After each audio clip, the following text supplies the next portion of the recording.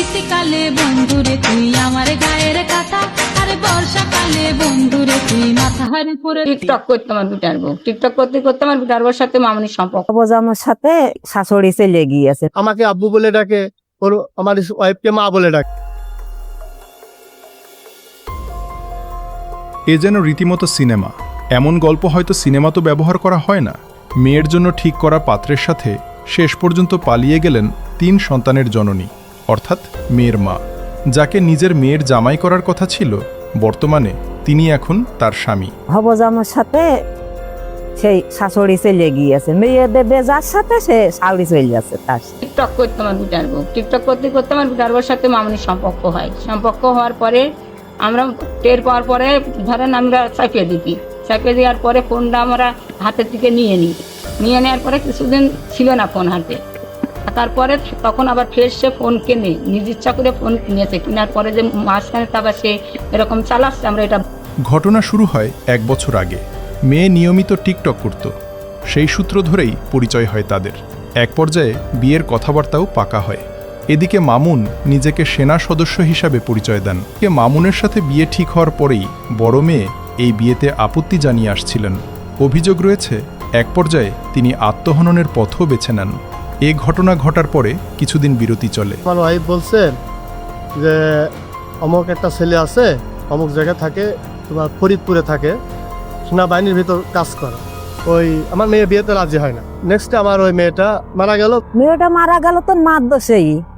মা যেখান কথা কছে মেয়ে সেখান কথা বলতে বলে, মা মেয়ে তো শিকার না, মেয়ে তো শিকার না। সে এই ফাঁকে মামুনের প্রেমে পড়ে যান হবু শাশুড়ি রিমি খাতুন। এদিকে রিমি খাতুনের স্বামী রাশেদ আলী জানান, মামুন নিয়মিত তাদের বাড়িতে যাতায়াত করত। তাকে আব্বা এবং তার স্ত্রীকে আম্মা হিসাবে সম্বোধন করত।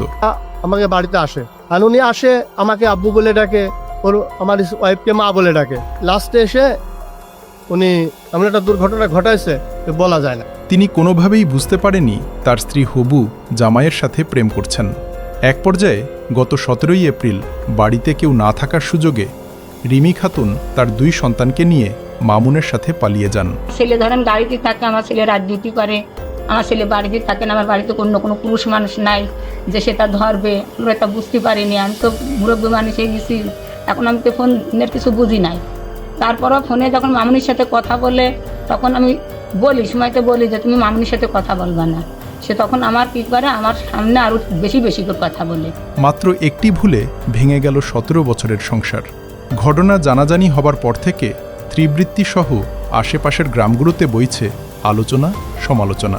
এদিকে রাশেদ আলী জানিয়েছেন, স্ত্রীকে ফেরানো সব ধরনের চেষ্টা তিনি করেছেন। মামুন আসবে না, যে সম্পর্ক তুমি করো, যাই করো, আমার মেয়ে মারা গেছে, আমি আর এখানে কোনো সম্পর্ক থাকবে না। সোনার গহনা ছিল আমার বাড়িতে, আমার ছেলে বিদেশ করছিল, গহনা ছিল, আমার নাতিনি ছিল, চেন কানেরটা ছিল, তার ডবল মাল ছিল, মেলা কিছু আমার ছেলে নিয়ে আসছিল।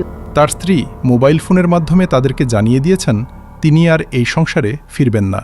দিশেহারা রাশেদ আলী এখন 2 সন্তানের নিরাপত্তা নিয়ে চিন্তিত। রাশেদ আলীর দাবি, তার স্ত্রী যদি ফেরত নাও আসে, কিন্তু তার সন্তানদের ফিরিয়ে দেওয়া হয়। এই ছেলে হাসে আসা যাওয়ার পর থেকে অনেকগুলো তছাই হয়েছে। এই রাশেদ শাসনও করতে গিয়েছে, শাসন মানেনি। শিশুপাল লোক এই রাশেদের ছেলে মেয়ে সেটাও নিয়ে চলে গেছে। যে অবস্থায় গেছে এটা খুব নিন্দনীয় কাজ ভাই। ছেলে একসময় বিদেশ থেকে অনেক টাকা পয়সা নিয়ে চলে গেছে। তা আমরা সবসময় চাচ্ছি যে বাচ্চা যদি ফিরে আসুক, এবং সেও গরিব মানুষ, আসল গরিব মানুষ, তার টাকা পয়সাগুলোও যদি আপনারা পারেন তার টাকা পয়সাগুলো ক্লোজ করে দেওয়ার চেষ্টা করেন। পরকীয়ার ঘটনা আমাদের দেশে নতুন নয়, তবে দিন দিন তার প্রভাব এত ভয়ঙ্করভাবে আমাদেরকে গ্রাস করছে। আগামী বছরগুলোতে কি ঘটবে, কিংবা বলতে পারেন কি ঘটার বাকি রয়েছে, সেটাই এখন দেখার বিষয়।